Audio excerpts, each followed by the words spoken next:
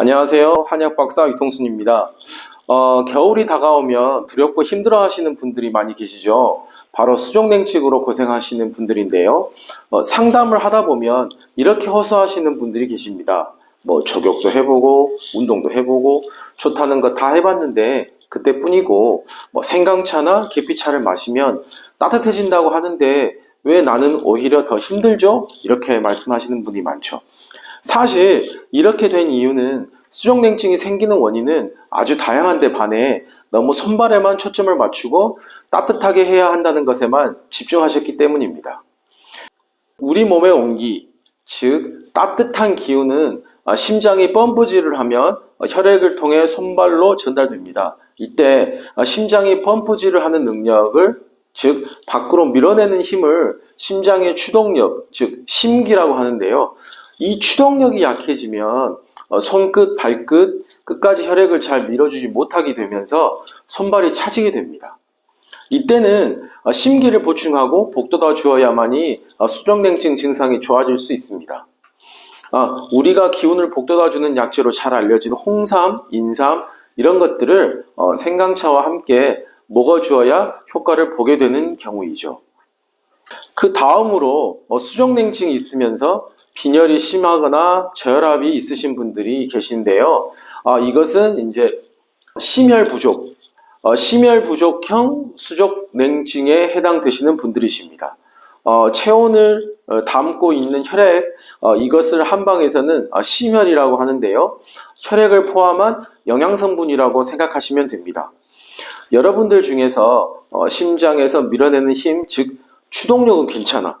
근데 따뜻한 온기를 담는 혈액량이 절대적으로 부족한 경우가 있습니다. 그럼 손발로 적은 양의 온기가 갈 수밖에 없으니까 어떻게 되죠? 네, 손발이 차가워지게 됩니다. 이런 분들은 혈관 안에 심혈의 용량 자체가 부족한 거라서 손발이 차면서 기립성 저혈압, 빈혈 등의 증상들을 동반하게 되는 거예요. 그럼 이때는 어떻게 해야 될까요? 그쵸, 심혈을 보충할 수 있는 것들을 먹으면 됩니다.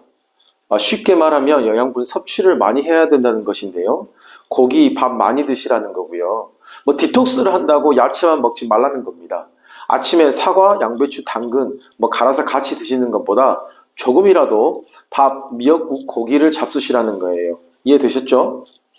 또한 심혈은 인간의 정신, 신지를 담아서 뇌로 가져가주는 역할도 하는데요. 따라서 심혈이 부족하게 되면 어떤 경우에는 저혈압, 빈혈 말고도 꿈을 많이 꾸거나 심장이 막 두근두근 되고 불안하고 우울한 기분이 드는 경우도 생기게 됩니다. 이런 증상이 있으면서 수족냉증이 있다면 신지를 안정시키고 심혈을 보충해주는 대추가 아주 좋은 작용을 합니다.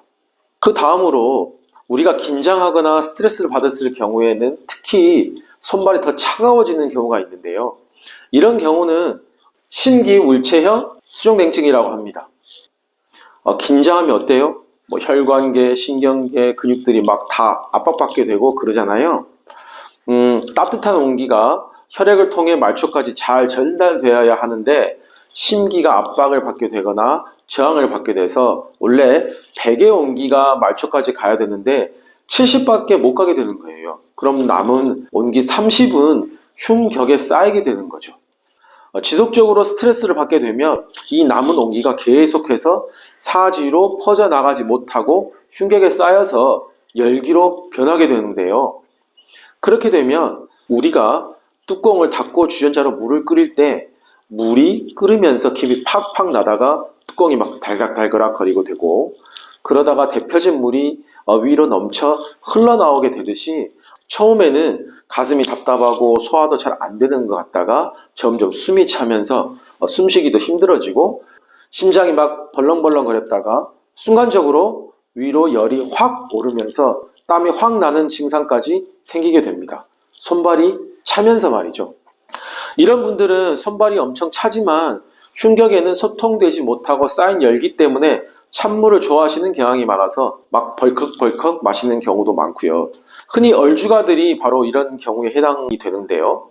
실제로 이런 분들의 체열 검사를 해보면 손발의 온도가 낮아서 까맣거나 파랗게 보이는 반면 가슴 한가운데는 뻘겋게 열기가 쌓인 것을 확인할 수가 있습니다.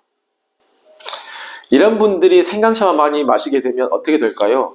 네, 그날 밤에는 흔히 말하는 벌떡증이 나가지고 잠 못 자고 부작용이 납니다. 이때는 몸을 따뜻하게 해주는 것보다 먼저 긴장을 풀고 울체된 심기를 소통시켜서 흉격에 몰린 체열이 손발 사지로 고르게 분포될 수 있게, 즉 순환이 잘 되게 해주는 치료법을 써야 비로소 수족냉증이 좋아질 수가 있습니다. 대개는 화병이나 공황장애, 자율신경 실조증 등이 여기에 해당된다고 말할 수 있습니다. 그 다음으로 손발이 차면서 부종이 심하거나 땀이 촉촉하게 많이 나시는 분들이 계시는데요. 이분들은 심장에 수기가 많아서 생긴 수족냉증에 해당하십니다. 쉽게 설명하자면 혈액은 혈구와 음액 성분인 혈장으로 구성되어 있는데요. 그 중에 혈구 성분은 심혈이라고 한다면 혈장 같은 체액 성분을 심장의 음액, 즉 심음이라고 합니다. 근데 이게 혈구에 비해서 너무 많은 경우가 있는데요. 이때는 심장에 불필요한 음액, 즉 수기가 생겼다고 합니다. 수기능심이라고도 하고요. 여러분들의 심장이 사지 말단으로 혈액을 통해서 체온을 보내려고 하는데 이때 그 안에 불필요한 수기가 너무 많아서 그래서 데펴야 할 양이 너무 많아졌어. 그러면 같은 열량인데 덜 데펴지게 되잖아요. 그래서 손발이 차가워지게 되는 겁니다. 이런 경우에는 수기 때문에 몸에 부종이 많이 생겨요. 근데 이 경우에 우리 몸은 또 항상성을 유지하기 위해서 보상작용이라는 것을 합니다. 그래서 심장의 추동력이 너무 약하지 않은 한 이런 음액들을 몸 밖으로 내보내려고 해요. 그럼 손발이 차면서도 이 원인을 제거하려고 우리 몸 자체적으로 수기를 내보내면서 땀이 줄줄 나게 되는 겁니다. 그래서 다한증이 있으면서 손발이 찬 경우가 바로 여기에 해당됩니다. 이때는 손발을 따뜻하게 하는 것도 필요하지만 가장 먼저 수기를 빼주는 것이 중요합니다. 이제 여러분은 내 손발이 왜 차지? 그 이유와 함께 어떨 땐 생강차를 마셔야 되고 어떨 땐 마시면 안 되고 어떤 식으로 대처해야 하는지를 알게 되셨을 겁니다. 여러분이 가지고 있는 증상에 대입해 보시고 맞으시다면 하나씩 해보세요.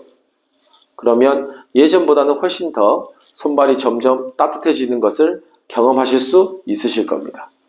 물론 증상이 오래되신 만큼 조급해하지 마시고 그만큼의 충분한 시간을 투자해야 된다는 것도 염두에 두셔야 합니다. 감사합니다.